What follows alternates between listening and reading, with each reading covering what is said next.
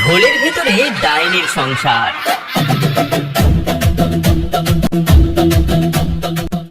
এই তাক ধুমাধুম, এই তাক ধুমাধুম, চলছি আমি ধেই ধেই, মানুষের গন্ধ নেই, ঢোলের ভেতর পড়ার ছেলে চলছি আমি পা ফেলে। এই তাক ধুমাধুম, এই তাক ধুমাধুম, উফ, আর পারছি না। এই হারগিলে, হারগিলে, মরেছো নাকি বেঁচে আছো? বেরো, বেরো বলছি ঢোলের ভেতর থেকে। কেন গিন্নি, কি হলো? আমি তো ভেতরে ফুচকির লঙ্গর কাটছিলাম। তোমার লঙ্গরের নিকুচি করেছে, দেখছো না আমি হাঁপিয়ে গেছি, আমাকে কত খাটাবে। এবার তুমি ঢোলটা নাও, আমি ভেতরে গিয়ে একটু জিরিয়ে নি। আচ্ছা আচ্ছা, তুমি রাগ করো না, এসো।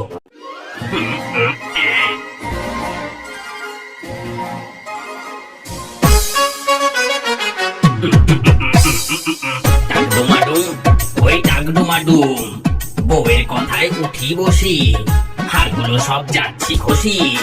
দিনে দুপুরে খাচ্ছি আমি, রাতে বইছি ভীষণ ভাত, ঢোলের ভেতর গিন্নি ঘুমায়, ভেঙে গেল আমার হাড়। ওরে বাবা রে, টাকডুমাডুম, ওই টাকডুমাডুম। এক অদ্ভুত ভুতুড়ে কারবার। এই ডাইনি পরিবারের না ছিল ঘর, না ছিল দোর, তার সংসারটি ছিল ভারী আজব, এক বিশাল ঢোলের ভেতর। সেই ঢোল গলায় ঝুলিয়ে তারা দেশ বিদেশে ঘুরে বেড়াতো। তারা হাঁটতে হাঁটতে এসে পৌঁছালো এক ছোট্ট গায়ের সীমান্তে। সেই গ্রামেই থাকতো এক গরিব চাষি, নাম তার রামকানু। ওরে বল্টু, উফ, আমার কোমরের বাতটা যা বেড়েছে না, আজ আমি খেতে যেতে পারবো না রে। তুই যা, আজ রাতটা মাচায় বসে শস্য পাহারা দে। কিন্তু বাবা, আমি তো একা কোনোদিন যাইনি, যদি মশা কামড়ায়? আরে গাধা, মশা মারবি? যা এখন। হ্যাঁ গো, ছেলেটাকে তো পাঠালে, কিন্তু ওকে বলেছো তো যে মাচার চারিপাশে আগুন জ্বালিয়ে বসতে? আজ অমাবস্যা, শুনেছি ওই রাতে জলার ধারে ভূতেরা বেরোয়। আরে সর্বনাশ, একদম ভুলে গেছি। ইস, এখন কি হবে? দাঁড়াও, আমি গিয়ে বলে আসছি। না না, খবরদার যেও না, বাইরে ঘুটঘুটে অন্ধকার, তুমি গেলে যদি তোমাকেই ভূতে ধরে, তার চেয়ে ভগবানের নাম নাও।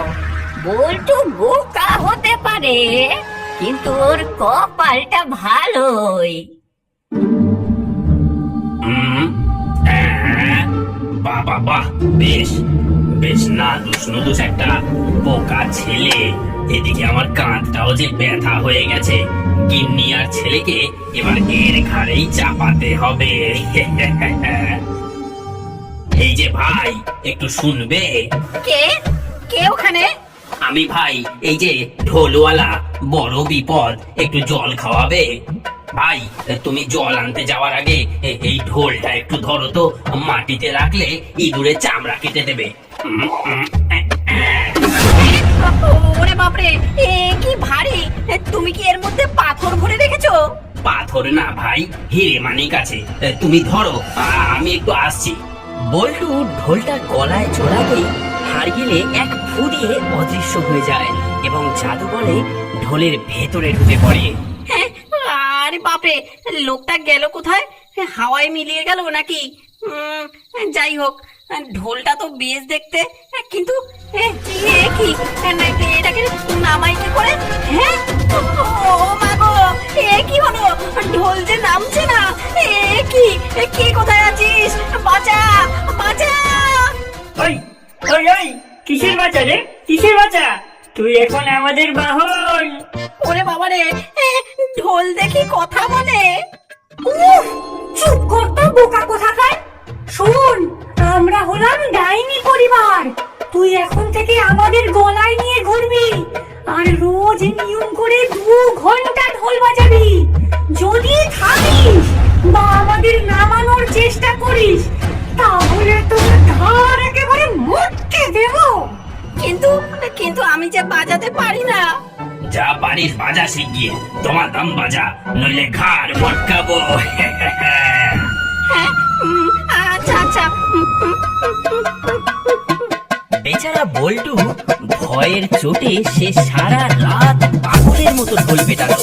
না পারে গিলতে, না পারে ওগলাতে, ভয়ে সে ছুট লাগালো বাড়ির দিকে। সেই রাতে গ্রামে হুলস্থুল পড়ে গেল। বল্টুর ঢোলের বিকট আওয়াজে কাকপক্ষী সব দেশ ছাড়া হওয়ার জোগাড়। ওরে থামা থামা বলছি, আমার কানের পর্দাটা যে ফেটে গেল। সেই কখন থেকে বাজাচ্ছিস, এবার থামা থামা। বাবা, আমি এটা থামালেই ওরা আমাকে খেয়ে ফেলবে। টাকটুমাটুম টাকটুমাটুম। ঠিক বলেছিস, বাজা বাজা, জোরে জোরে বাজা।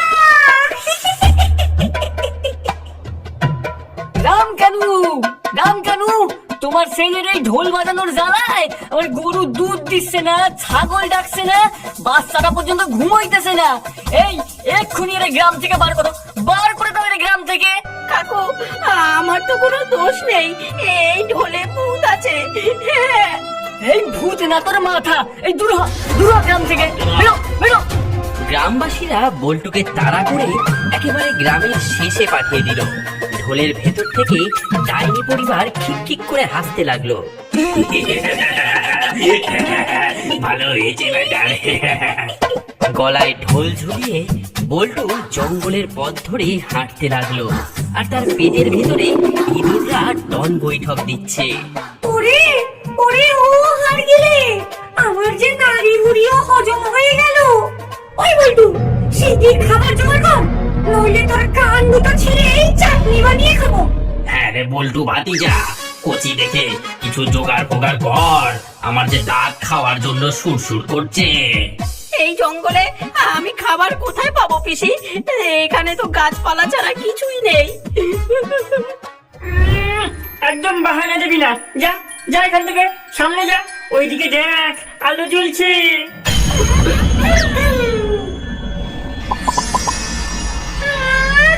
আজকে মাংসটা যা হয়েছে না। আরে থাম, ওই দেখ একটা মানুষ এসেছে, গলায় আবার ঢোল ঝুলিয়েছে। এই মানুষ, তুই কি চাস? আমাদের ভোজ পণ্ড করতে এলি বুঝি? না না ভূত দাদা, আসলে আমার খুব খিদে পেয়েছে। বল্টু, তুই বল গান শোনাবি, ওরা গান ভালোবাসে। আমি আমি তোমাদের গান শোনাতে চাই, ঢোল বাজিয়ে শোনাবো।